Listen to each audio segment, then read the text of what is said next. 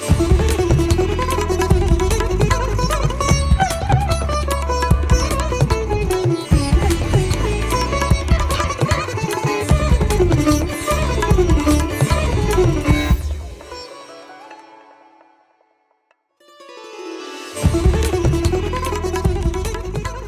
श्री साई राम।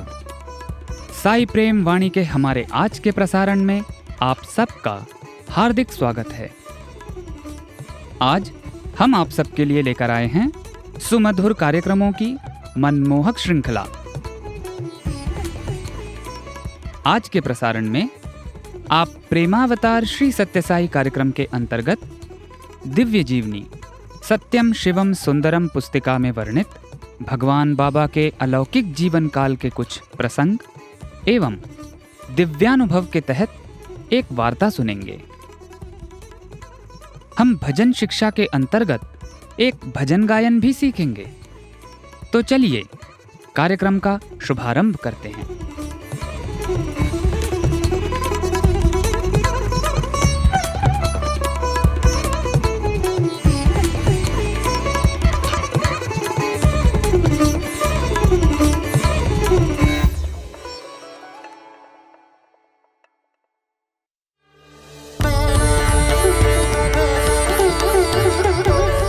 अब प्रस्तुत है हमारा कार्यक्रम प्रेमावतार श्री सत्य साई।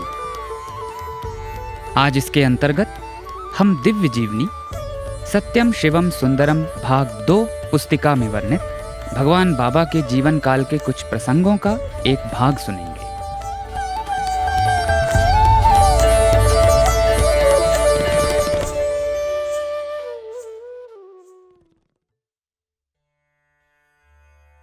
वो 4 माह के बाद लौटीं। उनके दृष्टिकोण, आचार विचार, रहन सहन में पूर्ण परिवर्तन आ गया था।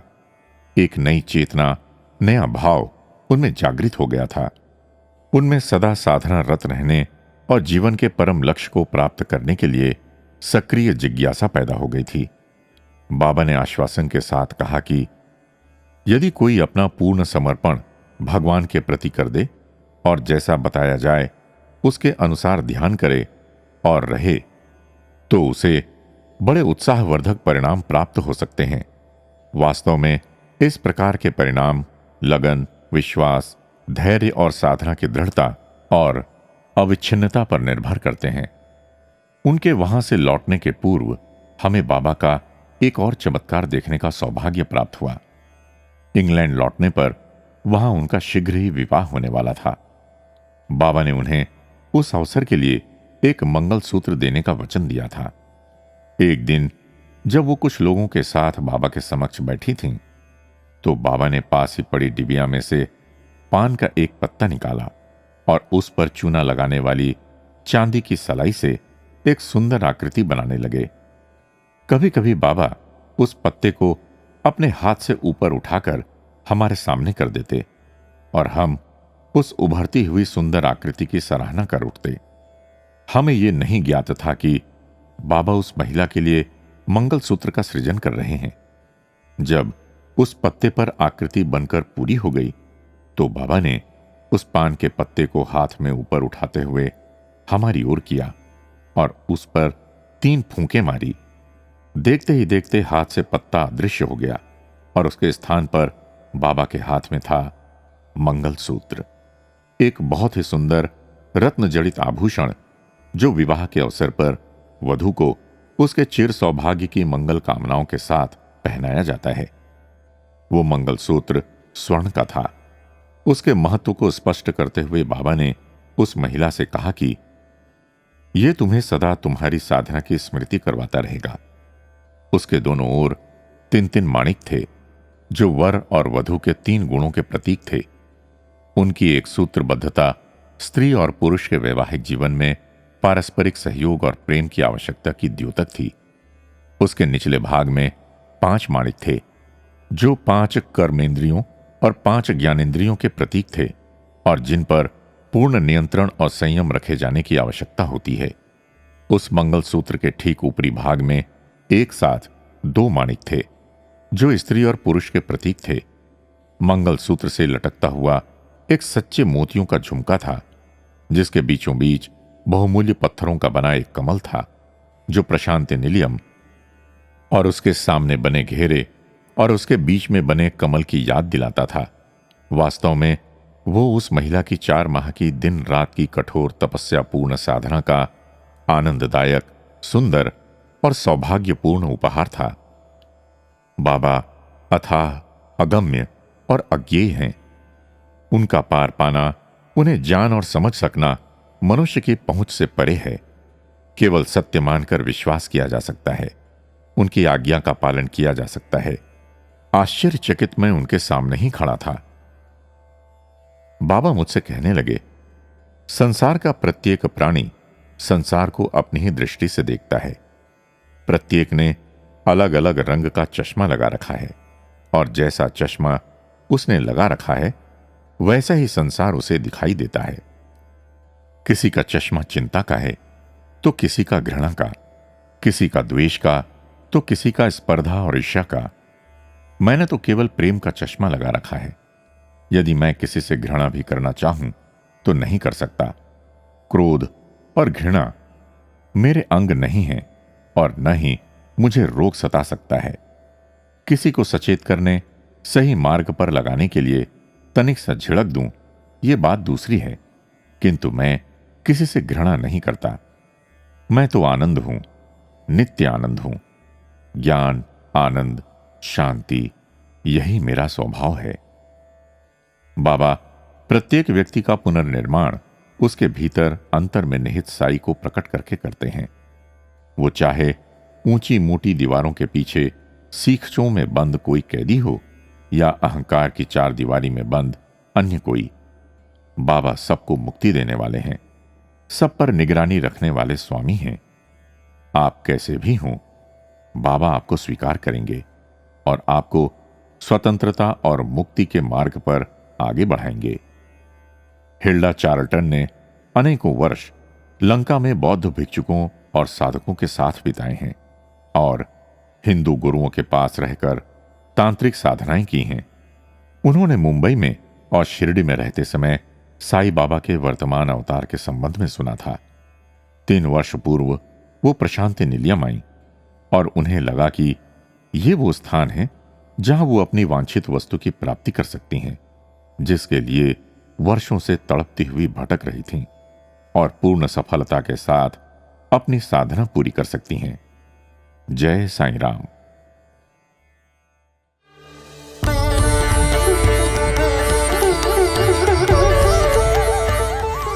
अभी आप सुन रहे थे हमारा कार्यक्रम प्रेमावतार श्री सत्य साई।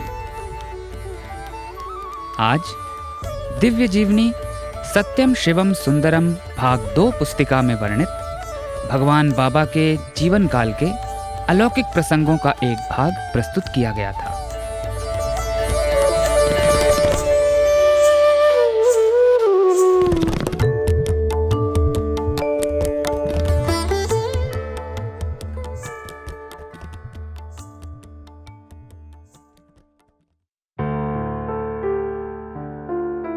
अब प्रस्तुत है हमारा कार्यक्रम दिव्यानुभव।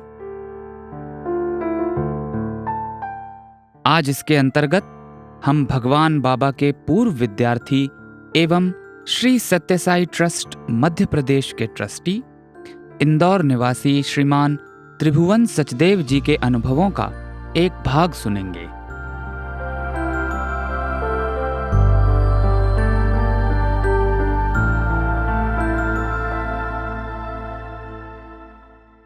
कुछ दिनों बाद बाबा का आगमन पुट्टपर्ती में हुआ और जब बाबा पुट्टपर्ती पहुंचे तो हम जोर शोर से बाबा के दर्शनों में जुट गए, क्योंकि लगता था कि हम पुट्टपर्ती आए ही बाबा के दर्शन करने हैं, भजन करने हैं।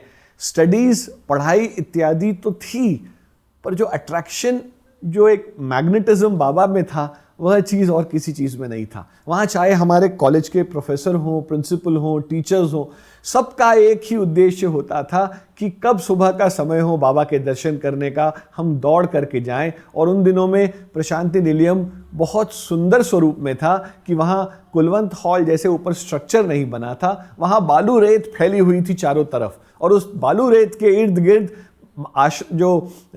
मंदिर की लिमिटेशन थी, जो बाउंड्री वॉल थी, उसके आसपास नारियल के पेड़ थे सुंदर सुंदर, और हम सब लोग वहां जाकर के वरांडा में बैठते थे, और बाबा के जो डिवोटीज हैं वे सब उस सैंड्स के ऊपर बैठते थे, उस बालू रेत पर बैठते थे। और बाबा जब उस बालू रेत पर चलते हुए आते थे तो ऐसा प्रतीत होता था मान लो बाबा चल नहीं रहे हैं, वह हवा में तैरते हुए अपने भक्तों की ओर जा रहे हैं। और कई बार भक्तों को मैंने देखा कि बाबा की चरण धूली लेकर के अपने मस्तिष्क पर लगाते थे, माथे पर लगाते थे, हाथ में रख लेते थे, एक कागज में समेट करके जेब में ले जाते थे। शायद वे धन्य है भक्त कि जिन्होंने बाबा की चरण धूली संभाल करके रख ली। अब शायद वो मौका हम भक्तों को न मिले। तो यह उस समय की बात है 1979 की। वहां एक अनुभव बहुत विचित्र किस्म का हुआ, और वह यह था कि बाबा के बहुत से ऐसे भक्तगण थे जो यूरोप से, अमेरिका से, अलग अलग देशों से आते थे बाबा के दर्शन करने।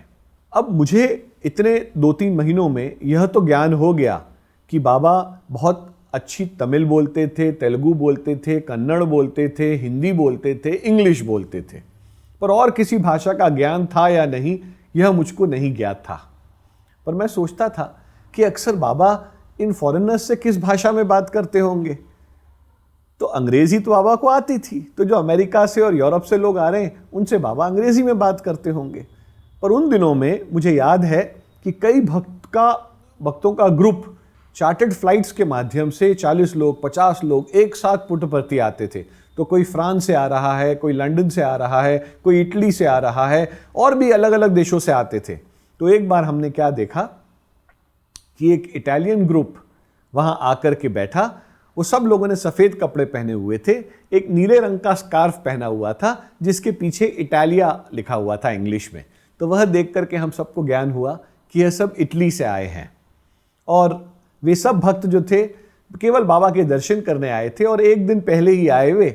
और शाम को उस दौरान जो जनरल स्टोर्स था, उस स्टोर्स पे कई बार हम लोग सेवा देने के लिए जाते थे, क्योंकि जब भक्तों की संख्या बढ़ जाती थी तो हम लोग सेवा देने जाते थे कि किसी को टूथब्रश चाहिए, किसी को टूथपेस्ट चाहिए, किसी को साबुन चाहिए, किसी को नैपकिन चाहिए, तो जो भी चीज़ आवश्यक हो, क्योंकि उस समय पुट्टपर्थी बहुत छोटी सी जगह थी, तो हर चीज़ बहुत सुविधापूर्वक प्राप्त नहीं होती थी। तो जब वो ख्यालदास स्टोर्स था, जिसको हम बोलते थे उस समय ख्यालदास जी, जो कि स्वामी के पीछे पीछे चलते थे, वे उस स्टोर्स की देखभाल करते थे। तो हम वहाँ शाम को गए तो क्या देखा, ये इटली का पूरा ग्रुप वो वहाँ स्टोर्स पे आ गया, और हर व्यक्ति इशारों से कोई ना कोई चीज़ मांग रहा था। कोई टूथब्रश मांग रहा था तो हम उसको टूथपेस्ट देते थे, कोई टूथपेस्ट मांग रहा था तो हम शेविंग क्रीम दे रहे थे। तो इशारों से समझ में आया कि इनमें से किसी को भी अंग्रेजी भाषा नहीं आती।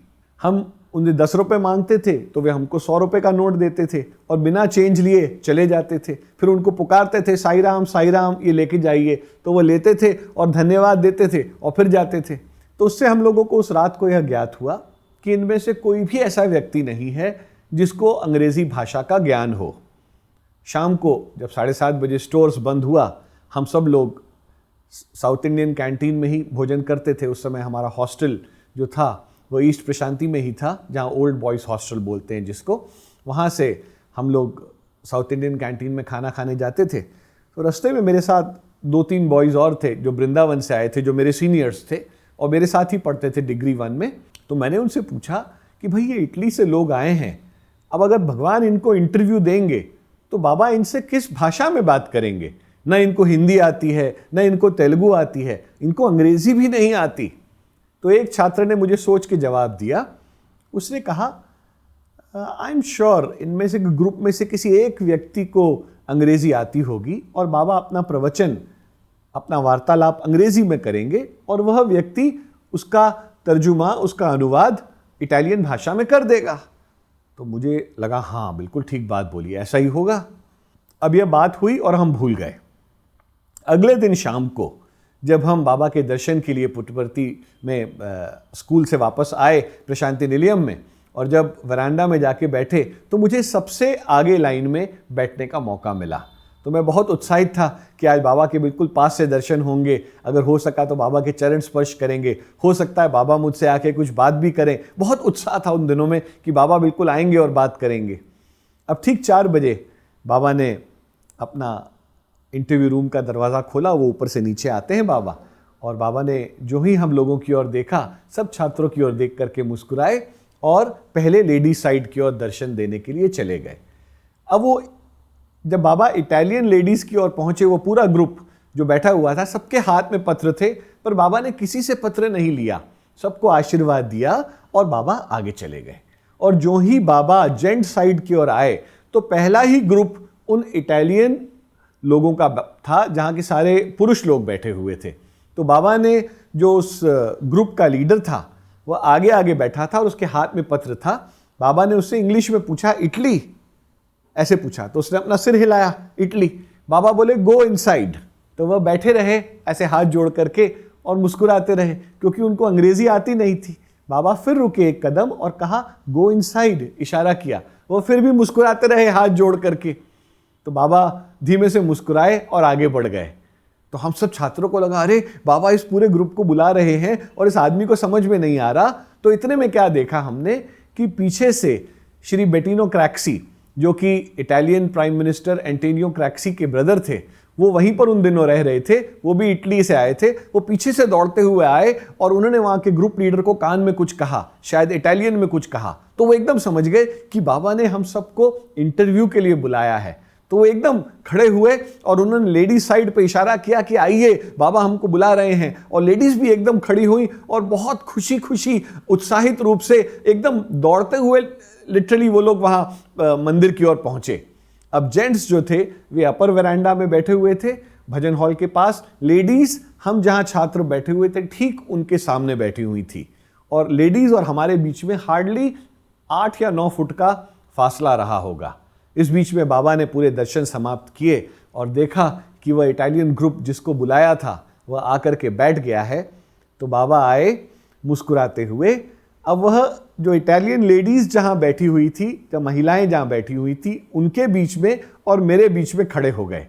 मेरी और बाबा मुस्कुरा करके देखे और मेरे सामने एक लेडी अपने हाथों में एक पत्र लेकर के बैठी हुई थी और शक्ल से बहुत रुआंसी लग रही थी।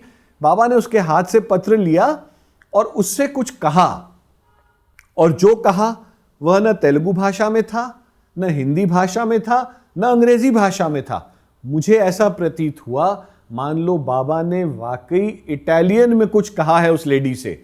और क्या देखा हमने कि वो लेडी ने जवाब दिया इटालियन में और उसकी आंखों से उसके अश्रुधारा बहने लग गई। और उसने बाबा को जो पत्र दिया उसके बाद बाबा का चरण स्पर्श किया और रोते रोते अपने स्थान पर बैठ गई और उसका रोना नहीं थम रहा था। फिर बाबा पलटे, मुस्कुराए और मेरी ओर देख करके ऐसे इशारा किया। अब मुझे काटो तो खून नहीं, क्योंकि एक रात पहले ही हम बोल रहे थे कि बाबा इनसे किस भाषा में बात करेंगे।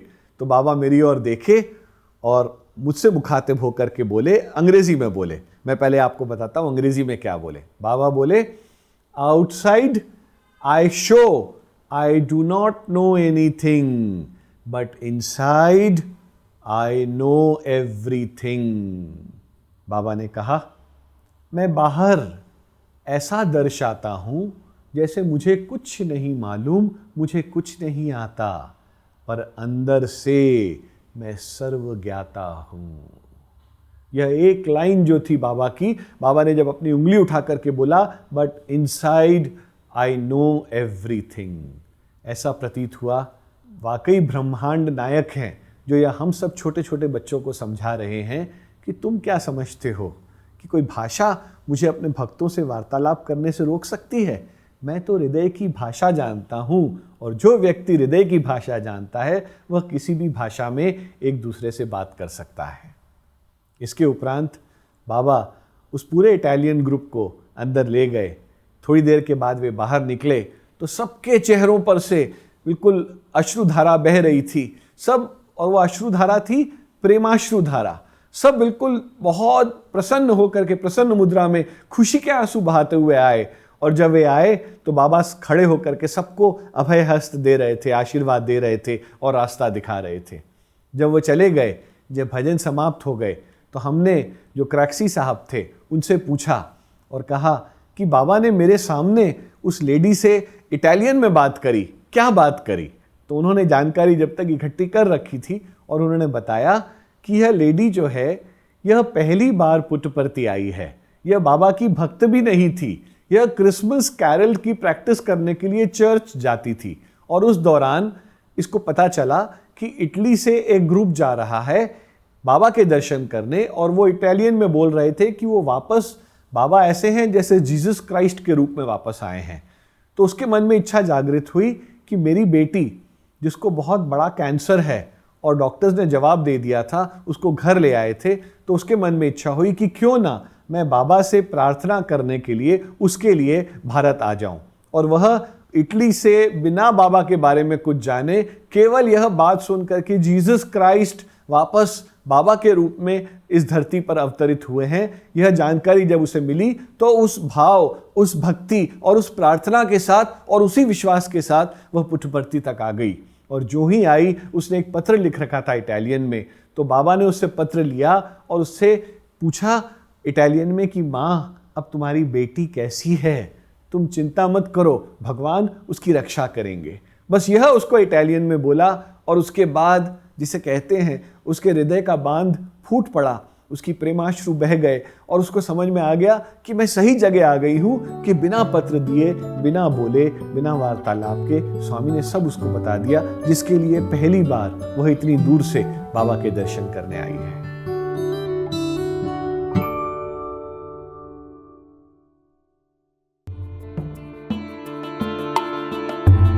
अभी आप सुन रहे थे हमारा कार्यक्रम दिव्यानुभव।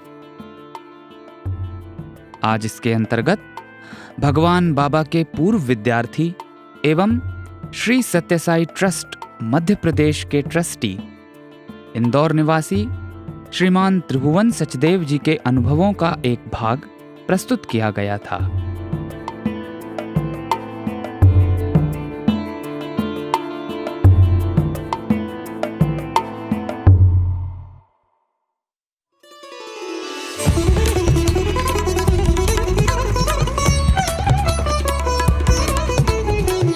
साई प्रेम वाणी, भगवान श्री सत्य साई बाबा का दिव्य संदेश, अब हिंदी में।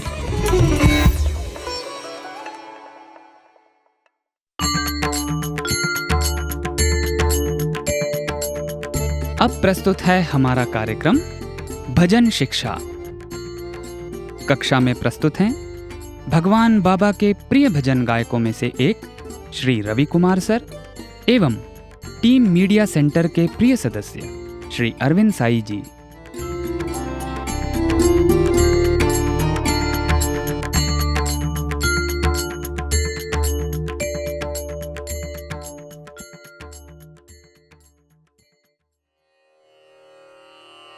प्रभु रामचंद्र के दूता हनुमंता आंजनेया।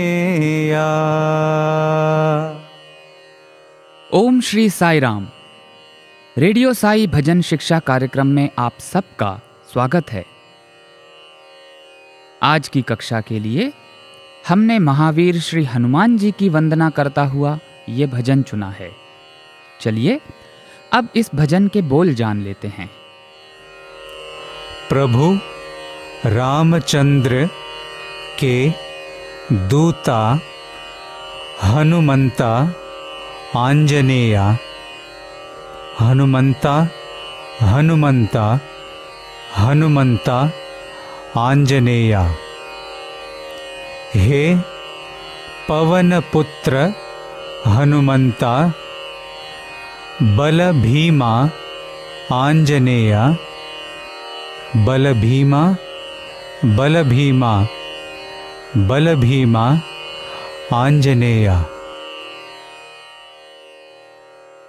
आज की कक्षा के लिए इस भजन को डी शार्प पंचम श्रुति में गाया जा रहा है, जिसे 2.5 पंचम या काली 2 का पंचम भी कह सकते हैं। प्रभु रामचंद्र के दूता हनुमंता आंजनेया। प्रभु रामचंद्र के दूता हनुमंता आञ्जनेया प्रभु रामचंद्र के दूता हनुमंता आंजनेया। प्रभु रामचंद्र के दूता हनुमंता आंजनेया। हनुमंता हनुमंता हनुमंता आंजनेया। हनुमंता हनुमंता हनुमंता आंजनेया। हनुमंता हनुमंता हनुमंता आंजनेया। हनुमंता हनुमंता हनुमंता आंजनेया। हे पवन पुत्र हनुमंता बल भीमा आंजनेया। हे पवन पुत्र हनुमंता बल भीमा आंजनेया। हे पवन पुत्र हनुमंता बल भीमा आंजनेया। हे पवन पुत्र हनुमंता बल भीमा आंजनेया। बल भीमा बल भीमा बल भीमा आंजनेया। बल भीमा बल भीमा बल भीमा आंजनेया। बल भीमा बल भीमा बल भीमा आंजनेया। बल भीमा बल भीमा बल भीमा आंजनेया। प्रभु रामचंद्र के दूता हनुमंता आंजनेया।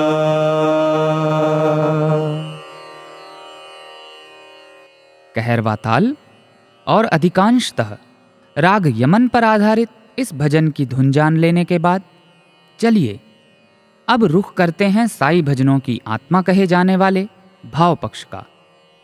प्रभु रामचंद्र के दूता हनुमंता आंजनेया। भगवान बाबा बतलाते हैं कि राम नाम 3 अक्षरों से मिलकर बना है, र, अ और म, जिसमें र प्रतीक है अग्नि का, अ प्रतीक है सूर्य का और म प्रतीक है चंद्रमा का। अग्नि को दर्शाने वाला अक्षर र हमारे सभी पापों को जलाकर नष्ट कर देता है। सूर्य को दर्शाने वाला अ अज्ञानता के अंधकार को मिटाता है। वहीं चंद्रमा का प्रतीक म हमारे क्रोध को शांत कर हमें शांति प्रदान करता है। इस तरह राम नाम से पाप और अज्ञानता का नाश होता है और मन को शांति प्राप्त होती है। राम नाम का गूढ़ अर्थ एवं इसकी शक्ति का महत्व मनुष्य को केवल तभी समझाया जा सकता है जब स्वयं ईश्वर मानव शरीर में धरा पर अवतरित होते हैं। राम नाम विचारों, शब्दों और कर्मों में समरसता को दर्शाता है और यही हमें श्री राम के आचरण में भी स्पष्ट रूप से देखने को मिलता है। श्री राम कथा रसवाहिनी में भगवान बाबा ने बताया है कि प्रभु श्री राम को चंद्रमा की उपमा क्यों दी जाती है और इसका क्या महत्व है। वे कहते हैं कि जिस प्रकार चंद्रमा उष्णता को दूर कर शीतलता प्रदान करता है, उसी प्रकार प्रभु श्री राम हमारे भीतर ईर्ष्या, घृणा, लोभ, द्वेष आदि से उत्पन्न हुए कष्टों को दूर करते हैं। इसीलिए वे चंद्रमा की तरह शीतल एवं शांति प्रदान करने वाले हैं। भगवान बाबा कहते हैं कि संदेश वाहक भी 3 प्रकार के होते हैं। पहले वे जो ईश्वर द्वारा दिए गए आदेशों को नहीं समझते या समझने की चेष्टा नहीं करते। दूसरे वे जो उतना ही कार्य करते हैं जितना उनसे करने को कहा गया है। और तीसरे वे जो ईश्वर द्वारा दिए गए आदेशों का उद्देश्य एवं महत्व दोनों अच्छी तरह समझते हैं और जब तक उद्देश्य पूरा ना हो जाए तब तक दृढ़तापूर्वक कार्य करते रहते हैं। भगवान ने समझाया कि हनुमान जी तीसरी श्रेणी के दूत की तरह हैं। चाहे कितना भी बड़ा संकट आ जाए, वे तब तक वापस नहीं आते जब तक उन्हें दिया हुआ कार्य संतोषजनक रूप से पूरा नहीं हो जाता, और इसके लिए वे पूरी दृढ़ता एवं निष्ठा के साथ प्रयास में लगे रहते हैं। वे प्रभु श्री राम जी द्वारा दिए गए आदेशों को अच्छी तरह समझकर उन्हें पूरा करने में लीन हो जाते थे। भगवान ने एक बार बताया था कि हनुमान जी को उनकी शारीरिक शक्ति, बुद्धि, आचरण और विद्वत्ता के लिए जाना जाता है, किंतु जब वे रावण के दरबार में गए तो अपना परिचय देते हुए कहा, दासोहम कौशलेंद्रस्य, अर्थात मैं प्रभु श्री राम का सेवक हूं। राम जी का सेवक होना उनके लिए गर्व और सम्मान की बात थी। ऐसी थी प्रभु श्री राम के प्रति हनुमान जी की भक्ति। सन 2000 में आयोजित ग्रीष्मकालीन शिविर में दिए गए अपने एक संबोधन के दौरान भगवान ने बताया कि हनुमान कोई साधारण मनुष्य नहीं थे। अहंकार रहित वे राजा सुग्रीव के मंत्री थे। वे साहसी, वीर, गुणी और विद्वान थे। अपने इन्हीं गुणों के कारण वे प्रभु श्री राम के परम भक्त बन पाए। सन 2008 के अप्रैल माह में दिए गए एक प्रवचन के दौरान स्वामी ने हनुमान जी के जन्म से संबंधित एक कहानी बताई। उन्होंने कहा कि महाराज दशरथ पुत्र प्राप्ति के लिए पुत्र कामेष्टि यज्ञ का आयोजन करते हैं, जिसे संपन्न कराने ऋषि ऋष्यशृंग और उनकी पत्नी अयोध्या आते हैं। यज्ञ के 11वें दिन हवन की पवित्र अग्नि से एक दिव्य शक्ति खीर से भरा हुआ पात्र लेकर प्रकट होती है। महाराज दशरथ उस पात्र को ऋषि वशिष्ठ को तीनों महारानियों में बराबर रूप से वितरित करने के लिए देते हैं। ऋषि वशिष्ठ द्वारा दी गई खीर के अपने भाग को कौशल्या जी एवं कैकेयी पूजा घर में जाकर ग्रहण कर लेती हैं। दोनों ही ये विचार करते हुए बहुत प्रसन्न होती हैं कि उनके पुत्र अयोध्या के अगले उत्तराधिकारी होंगे। कैकेयी मन ही मन ये सोचकर प्रसन्न हुई कि वे महाराज द्वारा दिए गए वरदान मांगकर अपने पुत्र को अयोध्या का महाराज घोषित करवा सकेंगी। वहीं दूसरी ओर कौशल्या इस बात से प्रसन्न थी कि वो महाराज की पहली पत्नी हैं, तो अयोध्या नरेश का अधिकार उनके पुत्र का ही होगा। किंतु सुमित्रा के मन में इस प्रकार का कोई मोह नहीं था। वे आदर्श गुणों से परिपूर्ण थीं। सुमित्रा, जिनका नाम ही ये दर्शाता है कि वो सबकी अच्छी मित्र हैं। वे अपने केश सुखाने के लिए छत पर चली जाती हैं और खीर का पात्र वहीं दीवार पर रख देती हैं। तब वहां एक गरुड़ पक्षी आता है और उस पात्र को लेकर उड़ जाता है और मतंग पर्वत पर छोड़ देता है। फिर वो पात्र माता अंजनी को मिलता है, जो उस पवित्र खीर को ग्रहण कर गर्भ धारण करती हैं, और इस प्रकार हनुमान जी का जन्म होता है। सन 2000 में आयोजित ग्रीष्मकालीन शिविर के दौरान भगवान ने बताया कि श्री राम के दूत के रूप में हनुमान जी की भूमिका इतनी महत्वपूर्ण क्यों है। चूंकि हनुमान जी का जन्म भी माता अंजना द्वारा उस पवित्र खीर को ग्रहण कर हुआ था जो अयोध्या की महारानियों को दी गई थी, इसीलिए वे राम, लक्ष्मण, भरत और शत्रुघ्न के इतने निकट थे, और इसीलिए श्री राम के दूत के रूप में वे इतने महत्वपूर्ण भी हैं। हनुमान ये नाम 2 अक्षरों की संधि से बना है, हनु और मान। हनु का अर्थ होता है जबड़ा और मान का अर्थ होता है उभरा हुआ या बाहर निकला हुआ। अर्थात हनुमान वो व्यक्ति हुए जिनका जबड़ा उभरा हुआ हो। हनुमान जी के ये नाम प्राप्त करने के पीछे एक बहुत ही रोचक पौराणिक कथा है। हनुमान जी जब एक छोटे बालक थे तो सूर्य को आम का फल समझकर उसे खाने निकल पड़े। मार्ग में उन्हें राहु मिलते हैं और वे भी सूर्य की खोज में जा रहे होते हैं। उन्हें मार्ग में बाधा बनते देख हनुमान जी की राहु के साथ लड़ाई होती है और हनुमान जी उन्हें परास्त कर सूर्य की खोज में आगे निकल पड़ते हैं। फिर राहु इंद्र देवता के पास जाकर बताते हैं कि कैसे एक वानर बालक ने उन्हें सूर्य ग्रहण करने से रोक दिया। सारा वृत्तांत सुनकर इंद्रदेव अत्यंत क्रोधित हो जाते हैं और अपने वज्र से हनुमान जी पर आक्रमण करते हैं। उनका वज्र हनुमान जी की ठुड्डी पर लगता है और वे नीचे धरती पर आकर गिर जाते हैं और बेहोश हो जाते हैं। इस प्रकार से उनकी ठुड्डी पर एक निशान भी बन जाता है, जिसके कारण उन्हें हनुमान नाम प्राप्त हुआ। उनके नाम को लेकर एक अन्य विवेचना भी है, जिसके अनुसार हनु हन शब्द से बना है, जिसका अर्थ हुआ नष्ट हुआ या मारा गया, और मान अर्थात अहंकार। इस प्रकार हनुमान का अर्थ हुआ कि जिसमें किंचित मात्र भी अहंकार न हो, या जो अहंकार को पूरी तरह नष्ट करने की क्षमता रखता हो। भगवान बाबा के एक पूर्व विद्यार्थी श्री साई गिरधर जी ने हनुमान जी के नाम का एक बहुत ही सुंदर वर्णन किया है।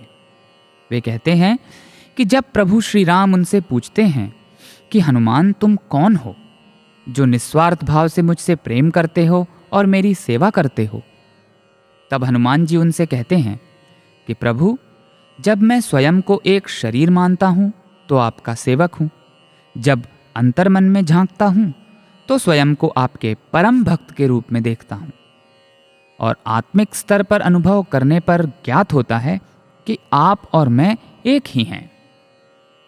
हनुमान शब्द को अगर 3 भागों में विच्छेद किया जाए तो ह का अर्थ हुआ उसका, अनु का अर्थ हुआ आणविक, तथा मान का तात्पर्य मानव से है, अर्थात मनुष्य जो परमात्मा का आणविक रूप है।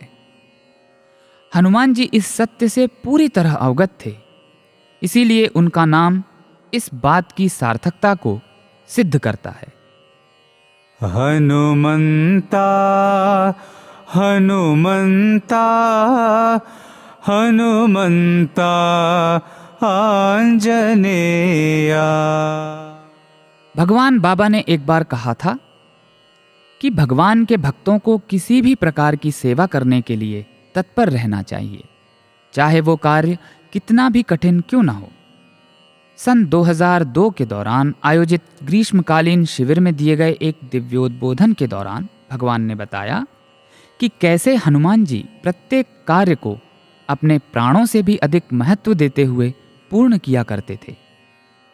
रावण के साथ युद्ध करते समय लक्ष्मण जी के मूर्छित हो जाने पर प्रभु श्री राम विलाप करते हुए कहते हैं कि यदि मैं खोजूं तो मुझे सीता जैसी पत्नी मिल सकती है, मुझे माँ कौशल्या की तरह माता भी मिल सकती है, लेकिन लक्ष्मण जैसा भाई कभी नहीं मिल सकता।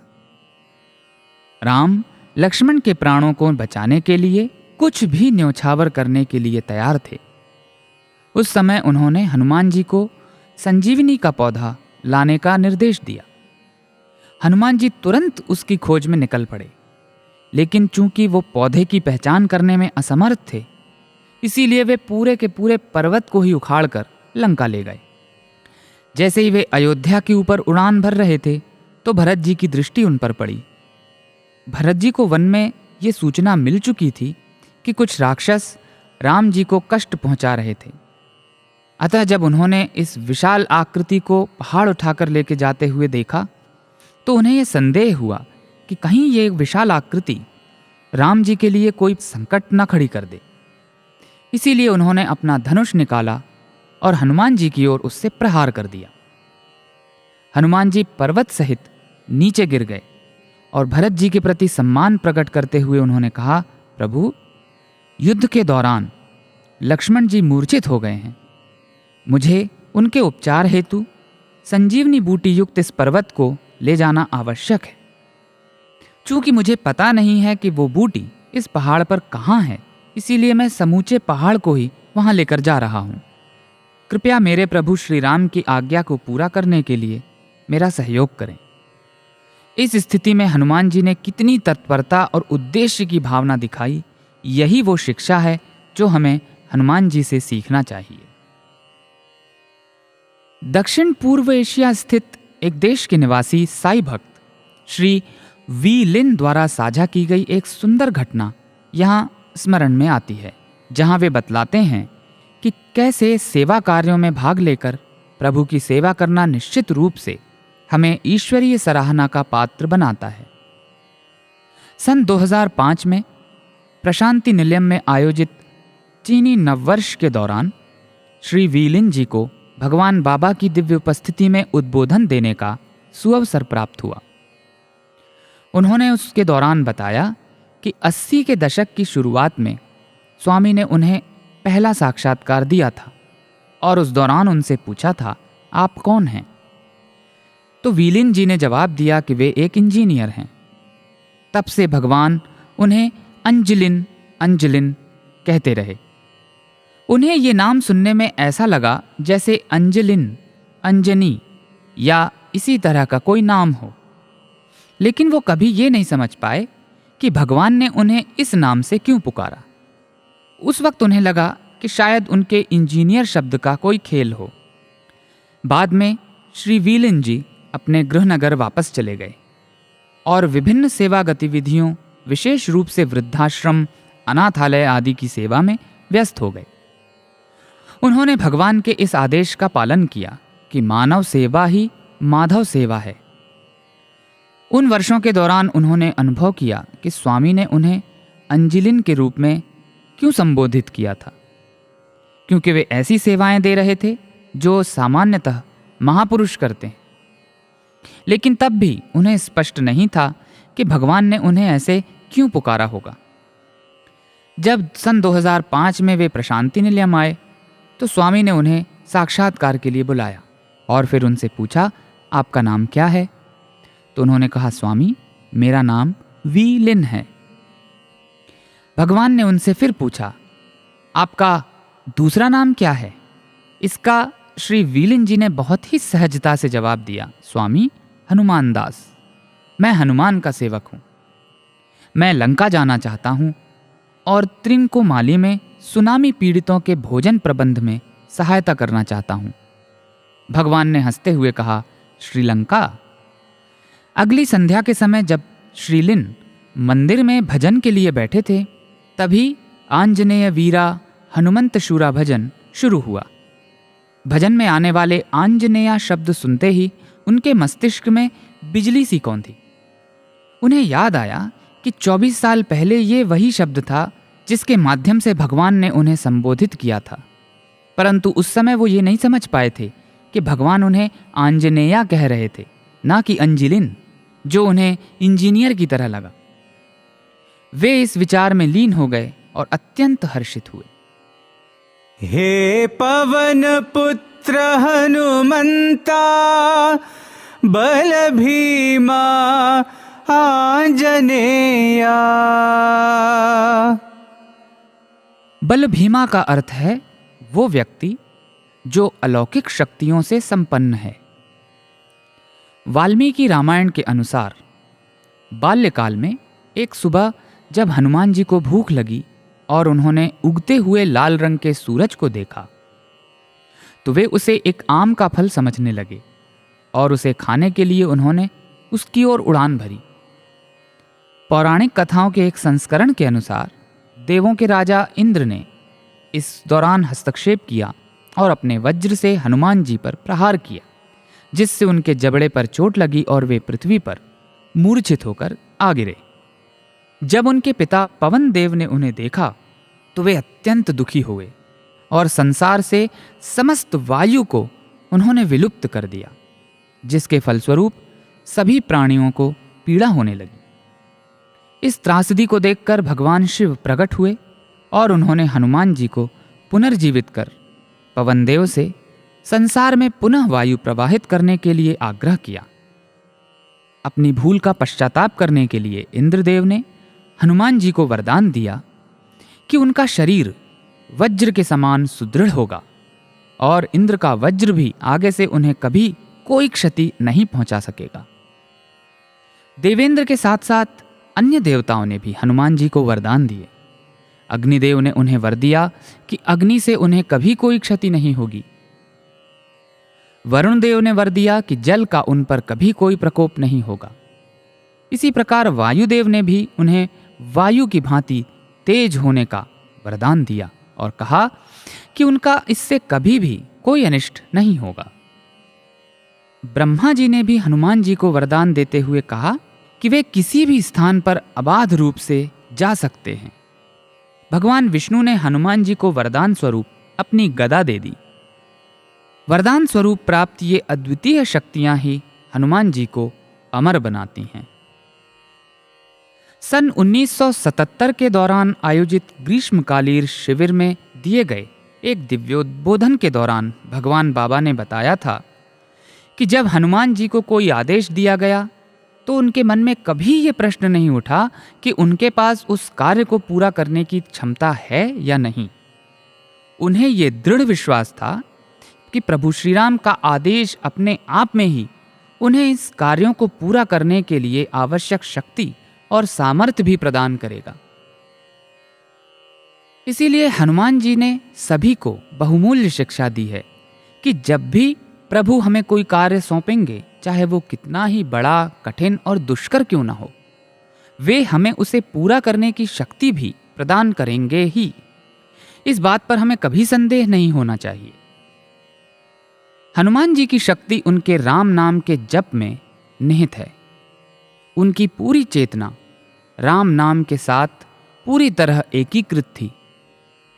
ये कहा जा सकता है कि जैसे हनुमान ही राम हैं और राम ही हनुमान हैं, ऐसी है प्रभु के नाम की शक्ति। ये हनुमान की शक्ति है। राम का नाम लेते हुए हनुमान जी उस पर्वत को उठाकर श्री राम के पास ले आए जिसमें जीवन अमृत रूपी संजीवनी बूटी थी, और इस प्रकार उन्होंने प्रभु लक्ष्मण जी के प्राणों की रक्षा की।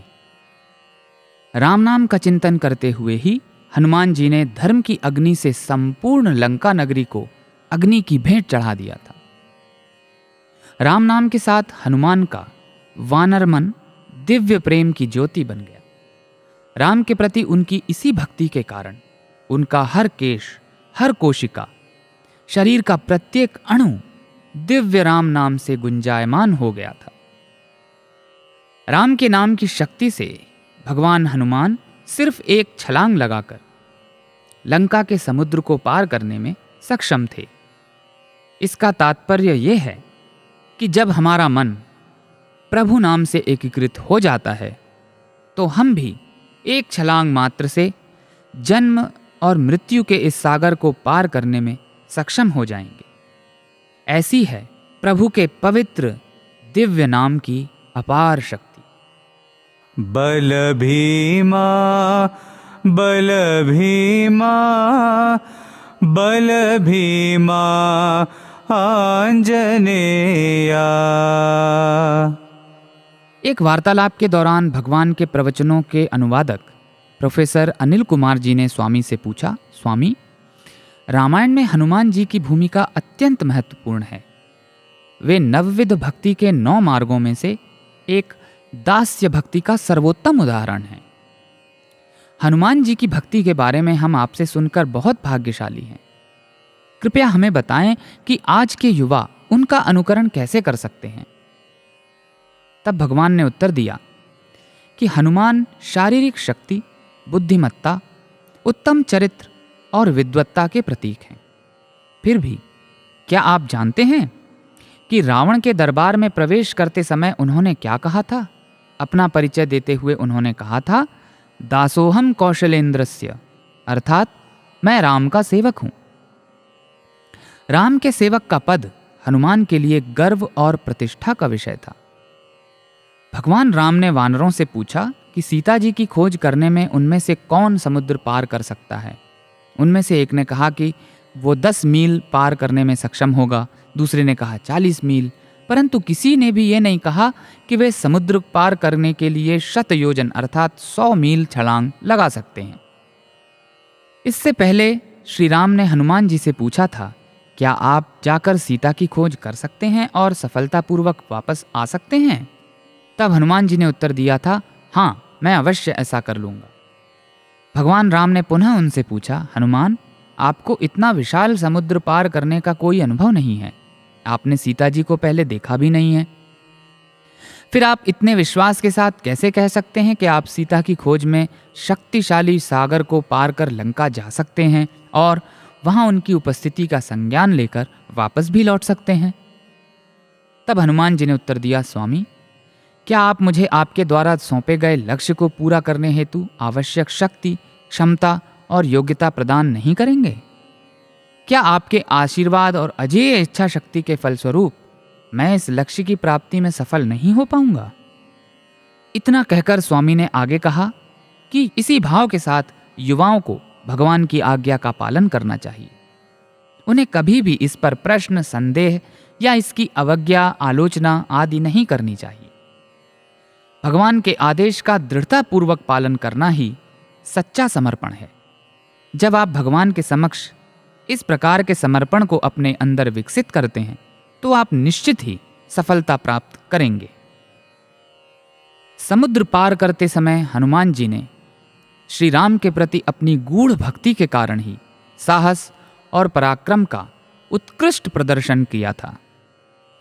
लंका जाते समय पथ में कुछ समय के लिए मैनाक पर्वत ने उनसे अपने शिखर पर कुछ समय विश्राम करने की प्रार्थना की। मैनाक ने हनुमान जी के पिता पवन देव के प्रति अपनी कृतज्ञता व्यक्त करने के लिए यह अवसर लेना चाहा, जिन्होंने पूर्व में उनके प्राण बचाए थे। लेकिन हनुमान जी ने अत्यंत विनम्रता के साथ ये कहते हुए इस प्रस्ताव को अस्वीकार कर दिया कि जब तक वे प्रभु श्री राम द्वारा सौंपे गए कार्य को पूरा नहीं कर लेते, वे विश्राम नहीं कर सकेंगे। परंतु लंका से लौटते समय वे अवश्य ही मैनाक पर्वत पर आराम करेंगे। इस प्रकार उन्होंने श्री राम के द्वारा सौंपे गए कार्य को सर्वोच्च प्राथमिकता दी।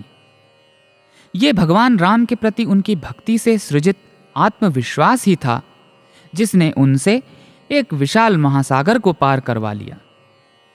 प्रभु की आज्ञा का पालन करते हुए उन्होंने प्रभु श्री राम की कृपा प्राप्त की। सामान्यतः एक वानर अपने अस्थिर और दुखी मन के लिए जाना जाता है, परंतु श्री राम में आत्मसमर्पण करने के बाद हनुमान जी का मस्तिष्क पूरी तरह स्थिर हो गया और दृढ़ता से अपने कर्तव्य निर्वहन के लिए जुट गया। यही कारण है कि उन्हें कपिश्रेष्ठ हनुमान जी के रूप में पूजा जाता है। चलिए इन्हीं भावनाओं के साथ ओतप्रोत होकर इस भजन को हम एक बार पुनः दोहराते हैं।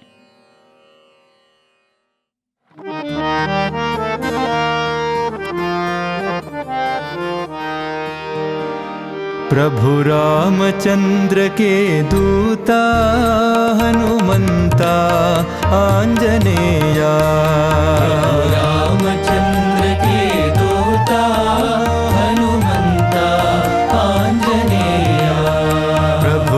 रामचंद्र के दूता हनुमंता आंजनेया।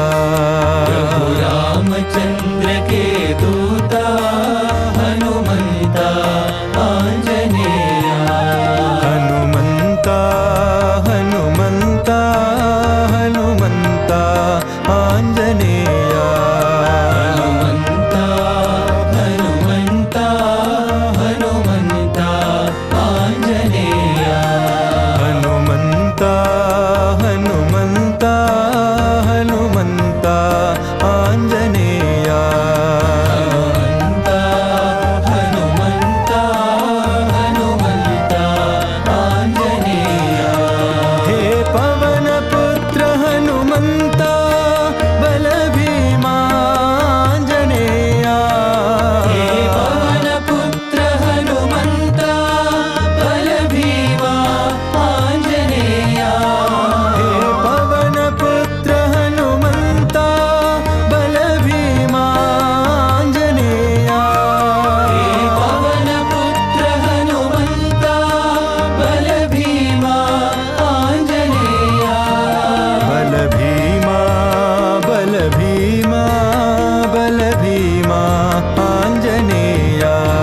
बल भीमा बल भीमा बल भीमा आंजनेया। बल भीमा बल भीमा बल भीमा आंजनेया।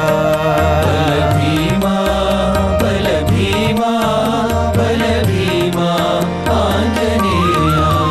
प्रभु रामचंद्र के दूता हनुमंता आंजनेया।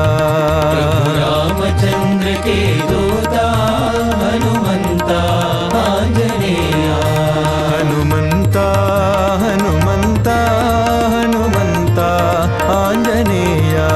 हनुमंता हनुमंता हनुमंता आंजनेया। हे पवन पुत्र हनुमंता बल भीमांजनेया। हे पवन पुत्र हनुमंता बल भीमा आंजनेया। बल भीमा बल भीमा बल भीमा आंजनेया। बल भीमा बल भीमा बल भीमा आंजनेया। बल भीमा बल भीमा बल भीमा आंजनेया। बल भीमा बल भीमा बल भीमा आंजनेया।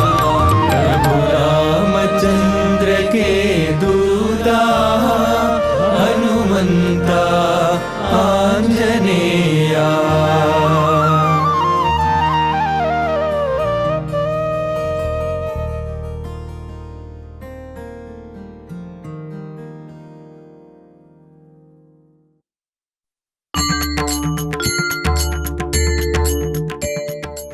इसी के साथ हमारे आज के भजन प्रशिक्षण के कार्यक्रम का अब समापन होता है।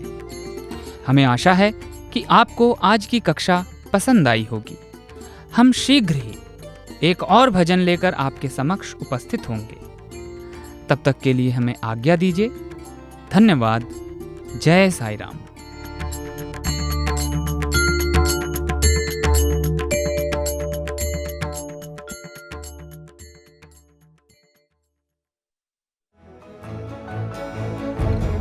इसी के साथ हमारे साईं प्रेमवाणी कार्यक्रम के इस प्रसारण को हम यहीं विराम देते हैं। आशा है हमारा आज का कार्यक्रम आपको पसंद आया होगा। अपने सुझावों को हम तक जरूर भेजें। हमारा व्हाट्सएप नंबर है 9393258258 93 258 258। हिंदी भाषा में हमारी ये सभी प्रस्तुतियां YouTube पर भी उपलब्ध हैं। इन्हें वहां देखने या सुनने के लिए हमारे YouTube चैनल को सब्सक्राइब करें और कमेंट बॉक्स में अपने सुझाव देना न भूलें। हे स्वामी, आप दिव्य पिता हैं, हम आपके अंश। हम में गूंजें गीता के स्वर, स्वार्थ मोह न हमें बांधे कभी। हम करुणा सागर की बन जाएं लहर। ये प्रार्थना आपके श्री चरणों में अर्पित करते हुए और ये प्रसारण आपको समर्पित करते हुए अब वाणी को विराम देते हैं। धन्यवाद। सप्रेम साईं राम।